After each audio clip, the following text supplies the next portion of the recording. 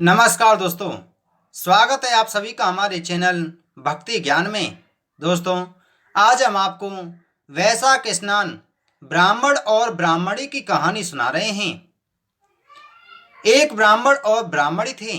वे सदैव अपना मन भगवान की भक्ति में ही लगाए रहते थे। वे दोनों वैशाख मास में 7 कोस दूर गंगा स्नान करने जाते थे।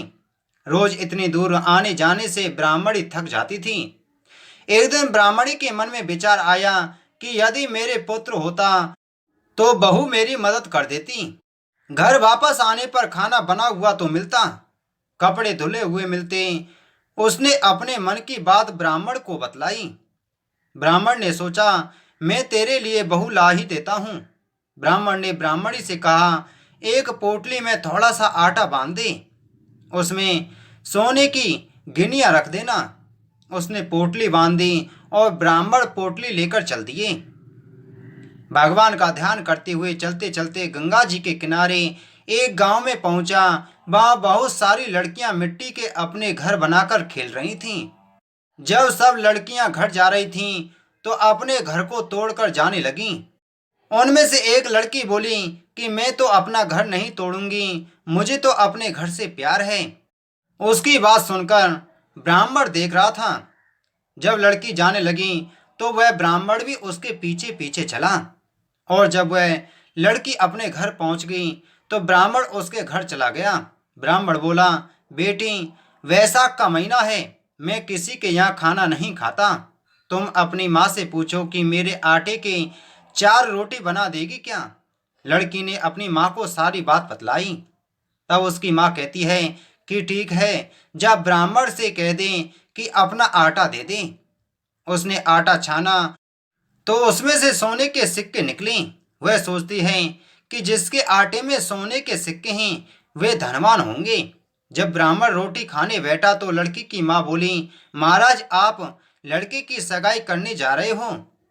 ब्राह्मण बोला कि मेरा लड़का तो काशी बनारस पढ़ने गया हुआ है, लेकिन अगर आप कटार से अपनी पुत्री का विवाह करवा दीजिए, कहो तो मैं कटार से अपनी लड़की को ब्याहकर अपनी पुत्र वधू को साथ ले जाऊं।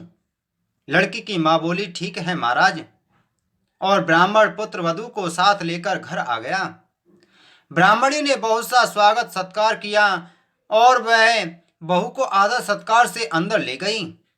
अब जब ब्राह्मण ब्राह्मणी बैसाख नहाने जाते तो बहू घर का सारा काम कर देती। बहू बहुत ही समझदार थी, खाना बनाती और सास ससुर के कपड़े धोती और रात में उनके पैर दबाती, मन से सास ससुर की सेवा करती।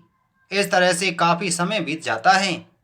सास ने बहू से कहा, बहू, चूल्हे की आग ना बुझने देना और परिंदों का पानी खत्म ना होने देना। एक दिन चूल्हे की आग बुझ गई।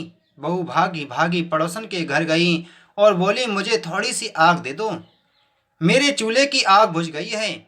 मेरे सास ससुर वैशाख स्नान करने गए हैं, वे थके हारे वापस आएंगे, मुझे उनके लिए खाना बनाना है। पड़ोसन कहती है, अरे तू तो बहुत भोली है, इनका ना कोई बेटा है और ना ही कोई बेटी है। अब बहू पड़ोसन की बातों में आ गई और कहने लगी कि अब आप ही मुझे बताओ, मैं क्या करूं। तब पड़ोसन बोली, 7 कोठों की चाबी मांग लेना। सास ससुर जब घर आए तो बहू उदास थी, कुछ नहीं बोली। तो सास बोली कि आज तो बहू ने अच्छी सीख नहीं मिली है। अगले दिन जब सास ससुर वैशाख स्नान करने गए तो बहू बोली कि मुझे तो 7 कोठों की चाबी चाहिए। तो ससुर जी ने कहा कि दे दो बहू, तो चाबी आज नहीं तो कल चाबी बहू को ही देनी है। हमारे जीवन का क्या पता, इसलिए चाबी दे दो। सासू जी ने चाबियां दे दी। सास ससुर के जाने के बाद बहू ने कोटे खोल कर देखे तो किसी में अन्न भरा है, किसी में धन भरा है, किसी में हीरे मोती जवाहरात भरे हैं, सभी में अटूट भंडार भरे हैं। 7वें कमरे में पीपल पथवारी तुलसी माता, गणेश जी भगवान, गंगा माता हिलोरे ले रही है। बहू देख कर हैरान हो गई। वापस जाने लगी तो लड़के ने बहू का पल्ला पकड़ लिया। बहू बोली, आप कौन। तो लड़के ने कहा, तुम मेरी पत्नी हो और आपके सास ससुर मेरे माता पिता हैं। तब बहू बोली, आप थोड़ी देर यहीं रुको, जब माँ पिताजी आएंगे तो मैं उन्हें लेकर आती हूँ। बहू कमरा बंद करके चली गई। ब्राह्मण ब्राह्मणी आए, बहू को बहुत खुश देखकर सोचा बहू कोठों का धन देखकर खुश हो गई है। तभी बहू ने दोनों को प्रणाम किया और बिना कुछ बोले हाथ पकड़कर सातवें कोठे में ले गई। सास ससुर देखते ही भगवान के चरणों में साष्टांग प्रणाम किया और उनके पांव पकड़ लिए। भगवान ने कहा, हम तुम्हारी श्रद्धा भक्ति से अत्यधिक प्रसन्न हैं, तुम्हें ये पुत्र देते हैं।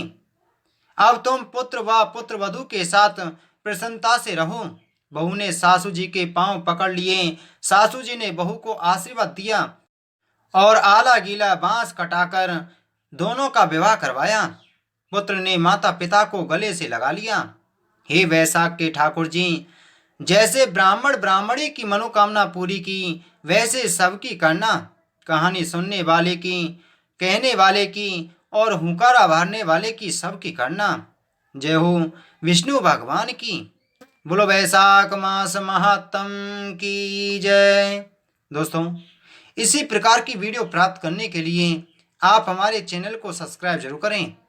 बगल में घंटी के बटन को दबाकर ऑल पर क्लिक करें।